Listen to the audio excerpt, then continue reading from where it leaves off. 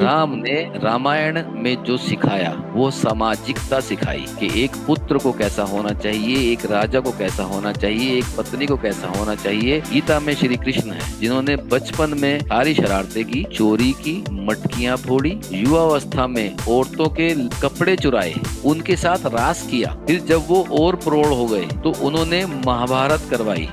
जो मैं आपको बता रही थी ना कि मैं छोटी-छोटी बातों को लेके इतना हाइपर हो जाती हूँ, इतना सोचने लग जाती हूँ, फिर उस चीज़ से मुझे एंग्ज़ायटी वगैरह क्रिएट हो जाती है। तो मतलब ये क्यों होती है?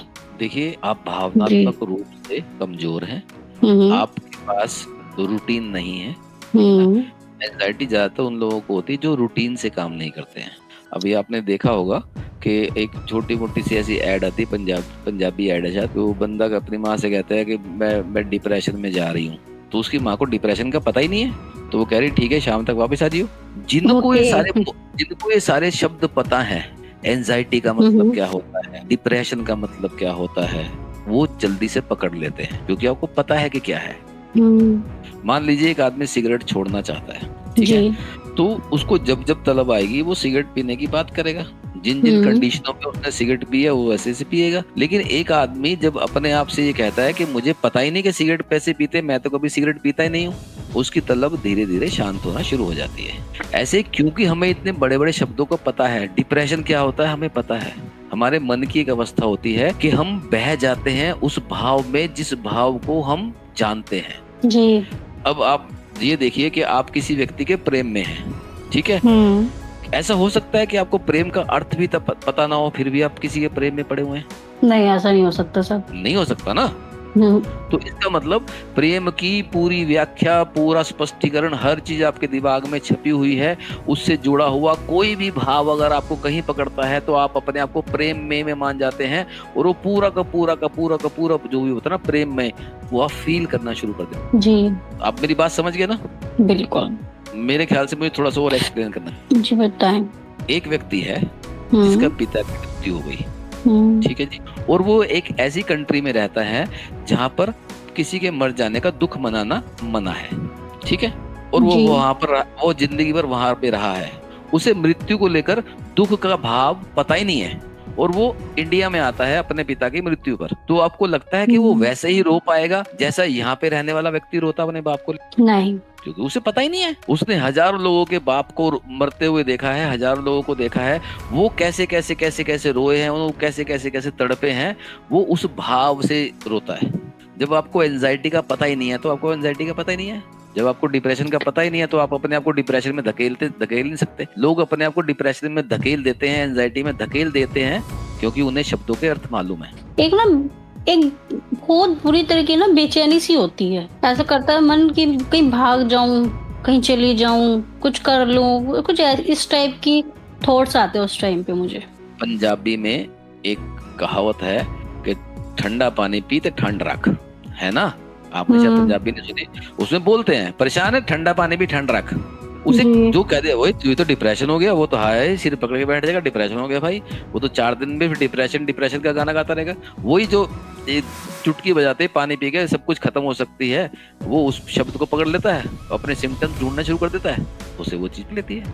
ओके। तो इससे तो हम बाहर लोग निकलने का कोई बहुत सरल तरीका नहीं है क्या? बहुत सरल तरीका है इससे बाहर निकलने का। जी। आपके घर में म्यूजिक है, हाँ, है। आपके घर में टीवी है, जी, है। सब कुछ है ना? जी। अपने आप को व्यस्त रखिए।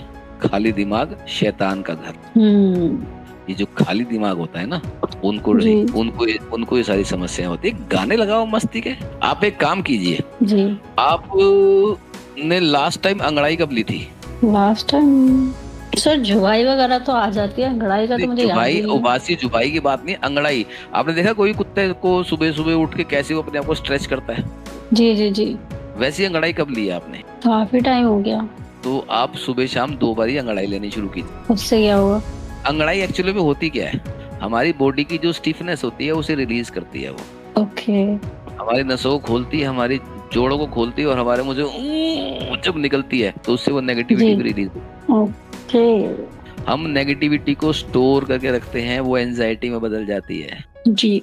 किसी कुत्ते में पानी डाल दो तो कैसे घुर्र करके अपने आप को ऐसे शेक सा करता है, सारा पानी हट जाता है ना। हुँ। वो कीजिए, डांस कीजिए, मजे लीजिए।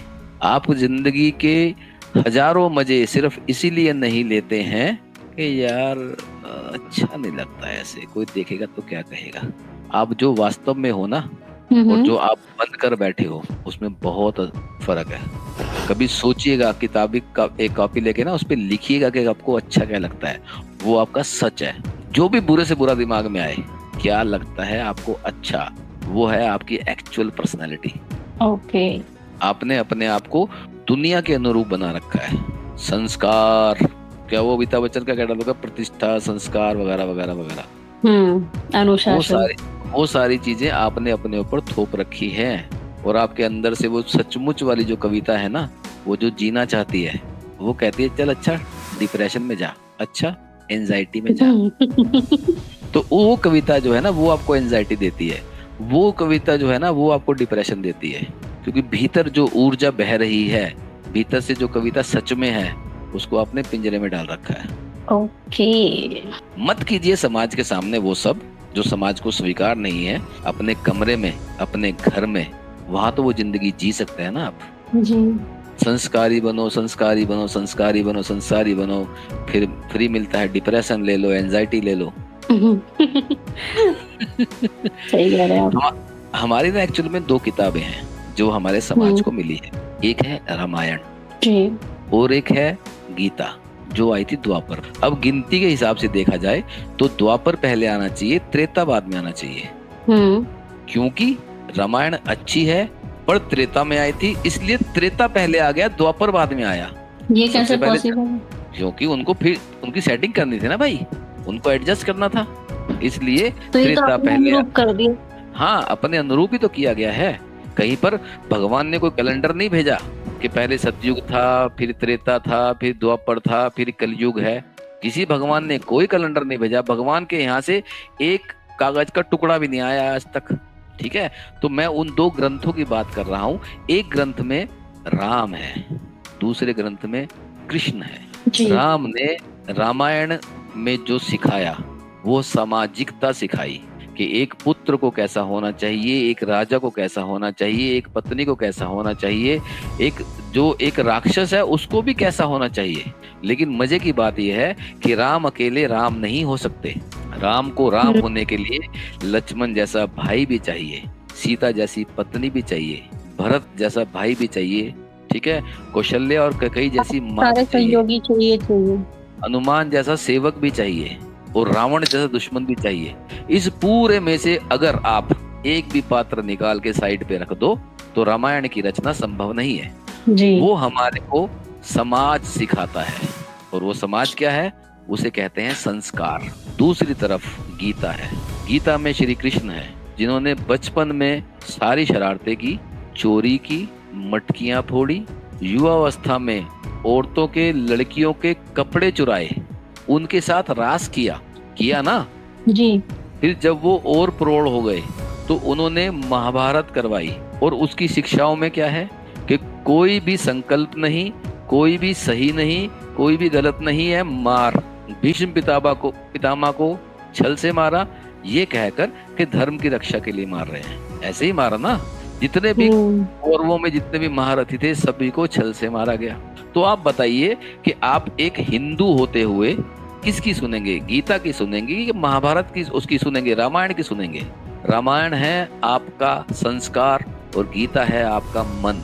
आप जब मन और संस्कार में फंस के रह जाते हैं कि किसकी सुने, संस्कार आपको बांधते हैं कि नहीं कविता ये नहीं करना, अच्छा नहीं लगता, समाज क्या कहेगा, वगैरह वगैरह वगैरह, और उसके भीतर में जो जी रही है सच में वो कविता, वो उस गीता को जीना चाहती है। वो कहती है मुझे अपने मन की करने दो, मेरा मन करेगा तो मैं मक्खन की चोरी भी कर लूंगा, मेरा मन करेगा तो मैं औरतों के कपड़े भी उठा के ले जाऊंगा, मेरा मन करेगा तो मैं गीता का महाभारत भी करवा दूंगा, मेरा मन करेगा तो सुभद्रा अपनी ही बहन को अर्जुन के साथ भगा भी दूंगा।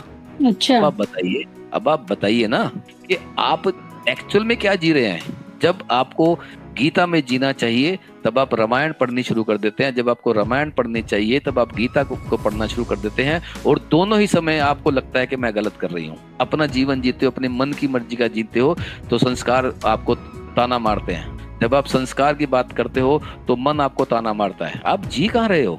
आप गीता और रामायण में फंसे हुए, मन और संस्कार में फंसे हुए हो और फिर कहते हो एंजाइटी हो जाती है और डिप्रेशन हो जाता है। सच में जीवन तो कोई भी नहीं जी रहा ना। आप जी। रामायण क्या सिखा रही है, गीता क्या सिखा रही है? ये शास्त्र हमारे को दिए गए हैं समाज को व्यवस्थित करने के लिए, कि जब व्यक्तिगत बात आ जाए तो आदमी को क्या करना चाहिए और समाज की बात आ जाए तो आदमी को क्या करना चाहिए। इस चीज में फंसे पड़े हम लोग हैं।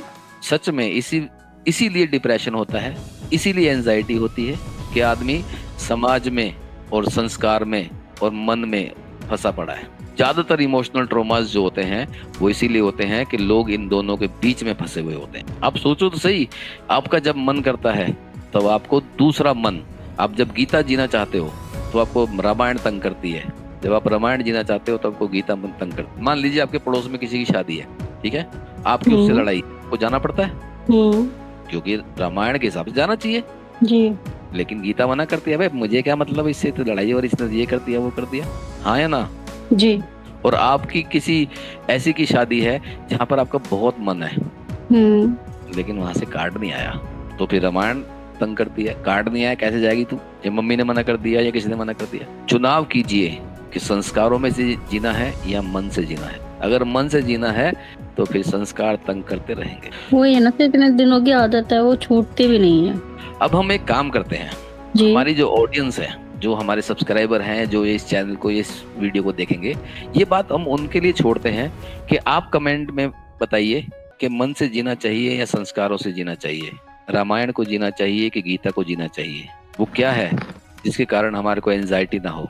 हमारे बहुत सारे दर्शक इस वीडियो को देखेंगे बाद में भी, तो हम चाहते हैं कि ये जो सब्जेक्ट है इसके लिए आप कमेंट करें, कैसा जीवन होना चाहिए किसी व्यक्ति का, कि रामायण से जिए या गीता से जिए, क्या ज्यादा सुगम है? प्लीज कमेंट कीजिएगा। अब हम फ्राइडे को स्ट्रीम करेंगे, फ्राइडे। हाँ, अच्छा, मैंने एक बात कही थी कि मैं अपना नंबर, व्हाट्सएप नंबर देना चाहता हूँ, तो आप मुझे ये भी कमेंट कीजिएगा कि क्या मुझे व्हाट्सएप नंबर देना चाहिए, क्योंकि जो लोग इसे देखेंगे अगर वो हमारे कमेंट सेक्शन में कमेंट करेंगे तो हो सकता है कि मैं अपना नंबर दे दूं, ताकि जो लोग सीधा मुझसे बात करना चाहते हैं वो व्हाट्सएप के माध्यम से मुझसे बात कर सकते। तो आप प्लीज कमेंट कीजिएगा कि आपको मेरा व्हाट्सएप नंबर चाहिए, तो मैं आपको एक व्हाट्सएप नंबर आपको दे दूंगा। आप सभी ने देखा उसके लिए बहुत बहुत धन्यवाद। उम्मीद है आपको आज की स्ट्रीम अच्छी लगी हो। जैसी भी लगी है कमेंट कीजिएगा, हमारे इस चैनल को सब्सक्राइब कीजिएगा और शेयर कीजिएगा उन लोगों के लिए जिनको आपके हिसाब से इस प्लेटफॉर्म की जरूरत है। आज के लिए धन्यवाद। शुभ रात्रि।